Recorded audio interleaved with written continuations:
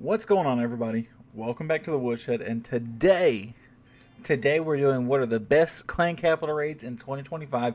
Let's go ahead and get into it.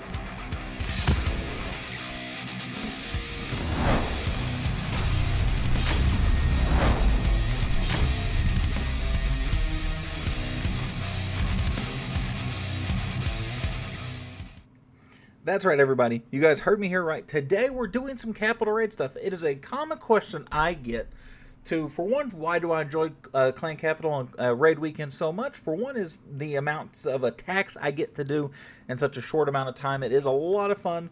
I love the extra raid medals, and I love, probably more than anything, getting to flex my 30,000 gold or better. And as you guys can see, I made sure I'm the only one here right now who's done anything. And these have all been me. I two-packed just about every one of these, and I probably could have most of them. I'm going to show you guys two different attack strategies you guys can use in the year of our Lord 2025 to help get you guys some of the most amount of raid medals humanly possible. Let's go ahead and let me show you guys. So, raid number one. It's going to be Dragon Cliffs. It's everybody's least favorite attack, right? It's everybody's least favorite thing. And to no surprise, one of the attack strategies, we're still using Ice Miners, right? We're using free spells and the Miners, along with an electric spell. Now, I'm using 10 Miners here. If you're a Capital Hall 9, you might only be able to use 9, plus like a Battle Ram or 2, plus a Battle Ram and like some Archers or something like that. And might not have the electric spell. The important part is 9 Miners or better, plus the 2 free spells. What we're going to do here is I'm actually going to freeze some of the more important things around the base that I'm going to run across very early when it comes to Dragon Cliffs, and number one being this first Super Dragon over here. So I'm going to freeze kind of this little section right here, as you guys can see. And then number two, something that we're going to run to pretty quickly too, is going to be that bow right there. So we're actually going to freeze this little area over here too, so that way my Miners will have a lot of free roam. And what I'm actually going to do is I'm actually going to put them into groups of 3 and 2 throughout this start. So I have a good amount of spacing. Some of them will meet up with others, make it a little bit stronger, but that way I'm also not getting killed by the splash damage completely and utterly, right? 3 right there, 3 right there, 2 there, and I'm going to put 2 more right here. They'll go up here, and as you guys can see, they absolutely space out. I am saving the lightning spell. Again, the lightning spell is not super important, so I don't save it very long. I do use it over here. Really what you want to use the lightning spell for is for something bigger like this or like the Inferno Tower. When they're resetting, you hit it and it will actually stop and kind of reset their targeting path. That gives you an extra second or two. That's really kind of the whole point to the lightning spell. Not a huge thing. And what you're really looking for here is to get a lot of penetration out of the start of this first raid. And you're really looking to get somewhere into that 40 to 50% on your first attack. That's going to be crucial to how you're going to be able to get a easy 2-pack, 2 attack, and just wipe out the rest of the base. As you guys can see, I only have a couple Miners, and it's nice because I actually do have some of these Super Dragons are going through this this free spell right here, which will be hard, as you guys can see on the higher level Capital Halls, that there are so many of them that they are just going to all converge on one area and actually come out of that free spell. But nice, thankfully, they're running away. So they actually are going to be able to get me a couple extra percent over here. I'm going to end somewhere around 54, 55%. Pretty handily too. Nice thing about the Miners that once they die, they explode. Pop that and it gives me a second one. We're going to go ahead and watch the second replay. We're not going to waste any time with this. Now this one's a little different, right? So again, I'm thinking about big things that could really chase me down. I've got a little compartment down here that I need to worry about, but nothing over there that's going to be game changing for Miners. I have a Super Dragon barracks up here, and I have one over here. So I actually am going to put free spells on both of those, because I want those, my Miners that they're going to be over there, I don't want those just to get eaten alive by that. I'm going to sacrifice a couple of individual Miners for this middle section right here. The reason for that being is I don't want to put a whole bunch and have that killed again by that one Super Dragon that's over there. The Super Dragons will absolutely eat these alive. Thankfully, for the most part, you can kind of outrun them. But when they're all in one spot and they're kind of clumped up, you see it's not as well, right? So you see I got one over there, I got one over here. And that actually is kind of pulling the attention of these Super Dragons over here. I did place some down here in the bottom, plus a couple up here. And now those guys are home free. I had a couple left over here that I ended up throwing in just to kind of help finish up. And like I said, I'm using groups of 2 and 3, just kind of depending on where I'm feeling and how much will be needed. But as you guys can see, I am pretty easily running through the rest of this base. I just have too many Miners left. The only thing that is slowing me down at all is that Inferno Tower, but as you guys can see, there was not a lot of health on it. So by the time I get down there, oh, and thankfully for that freeze spell, right? So many of them, because there's just no barracks left, they're just following wherever the miners are going, but now they're too far away. It does not matter anymore. Not all confined to one spot. And I'm going to get a really easy 2-pack right here, right? So I'm more than happy with that every time, but I'm going to show you guys another district that I attack, and we're going to see how that looks. So here's another one. I wanted to pick one that was a little bit of more of a cluster, right? A lot of stuff kind of branched together. So what did I pick? We're doing the same attack, right? But I did pick Wizard Valley, which this one actually was kind of annoying. It's one of the only ones that wasn't just a default layout. They have some stuff in default position like the giant cannon. So again, we want to identify for our initial attack, where are the problem areas. Giant cannons are a giant concern, no pun intended, for super miners, right? So what we're going to do is we're going to put a freeze up there, and I'll probably just throw another one in this corner somewhere. I did just do these, but I didn't watch the replay, so I don't know exactly where I went with these. But I'd probably go somewhere over here just to kind of slow all this stuff down over here. And I do know... Oh, look at me. And I'm going to place a couple here, one here, one here, one here, I'd imagine. Then I'm going to place a couple here.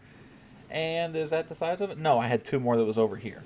Right, so what I'm doing here, and you see I'm actually using that light, and kind of to reset that Inferno Tower. And again, what I'm doing is setting up for my second push really here. Again, the goal is kind of that 40 to 50%. On this one, I do believe I actually end right at almost exactly 39%, so just shy of 40.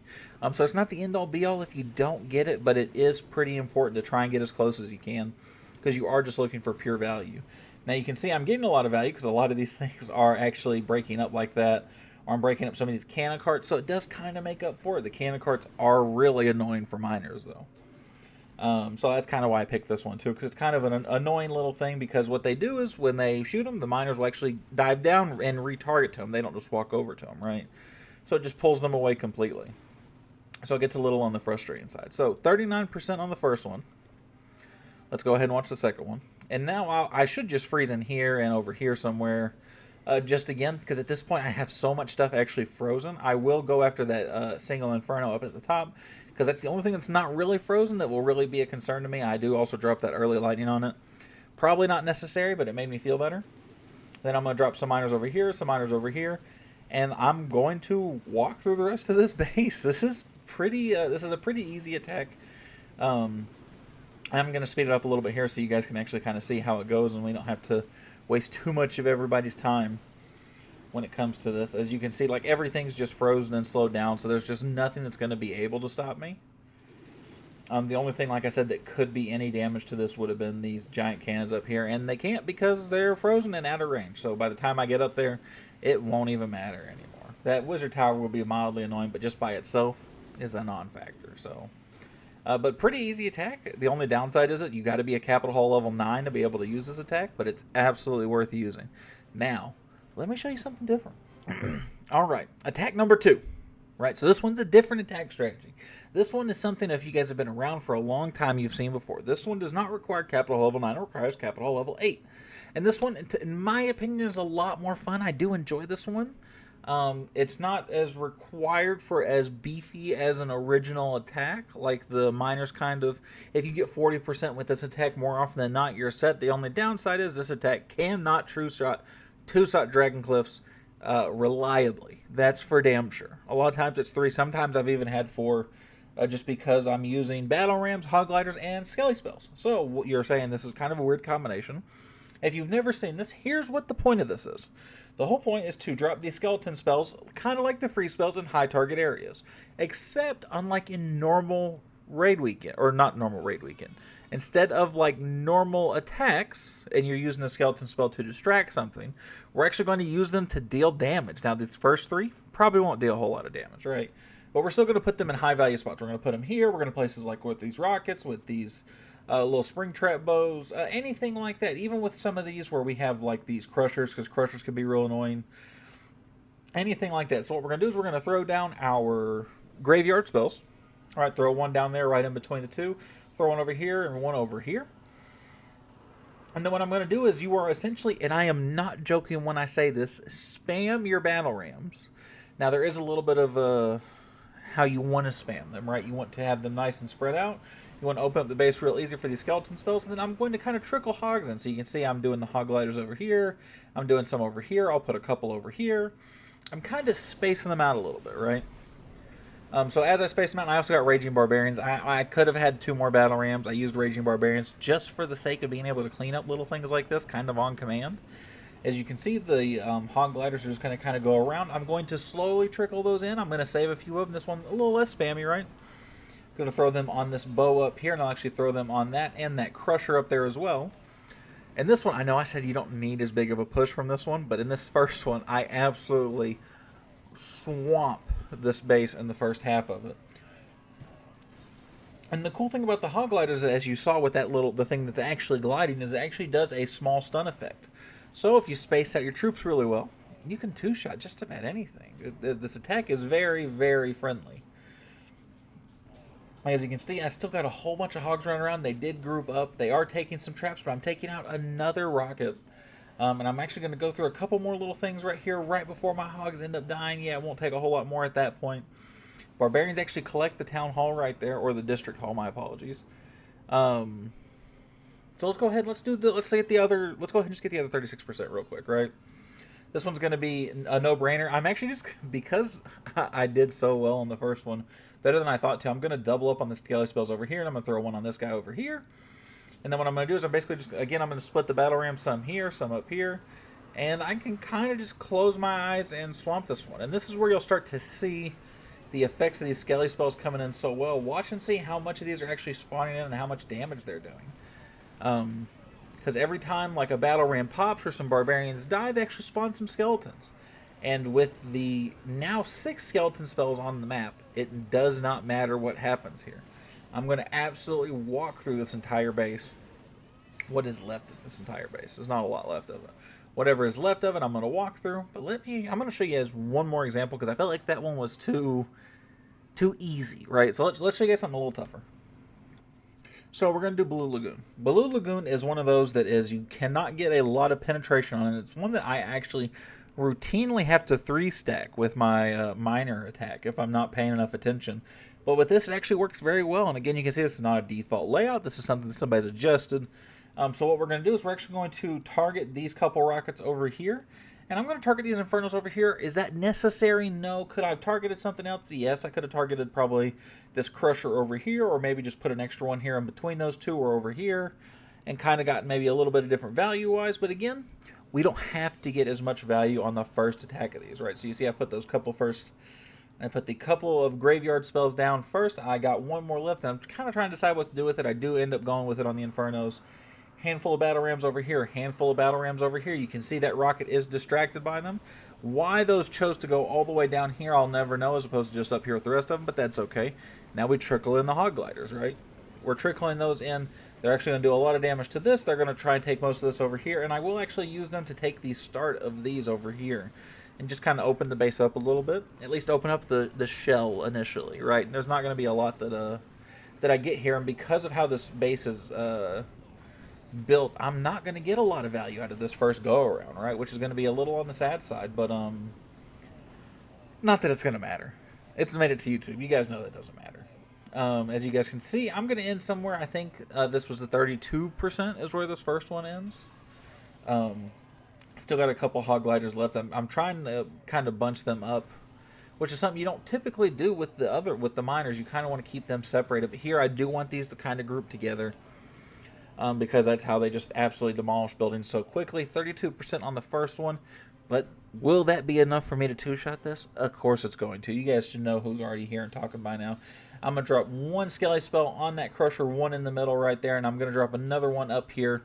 So I have 4 Skelly spells in that one section right there. And we're going to see how much the Skelly spells actually do now. Because, for one, I can't really get hogs over there. Not very easily, at least, off the start. So what I'm actually going to do is I'm going to hog over here towards the top on these Inferno Towers. And I'm going to poke away with hogs over here as well. And you're actually going to notice how the Skelly spells start to really take effect as these battle rams really start to go down. And the Skellies keep coming and coming and coming. There's just not a whole lot you can do. I am starting to send some over this wall here to help finish off with that rocket. But look at that value. And look at how little health some of these have, right? You can see on the top up here, I got so much opening up. I'm going to start helping and convert from this side, so that way everything here can only do this or that. It can't take care of both. And this becomes a very one-sided attack very quickly. One that I was scared while attacking that I wasn't going to be able to two-shot it. And then I was going to have to try in another account to make this look better. Didn't need to. Did not need to. While we're here, and as you guys can see, I'm obviously going to wrap this one up.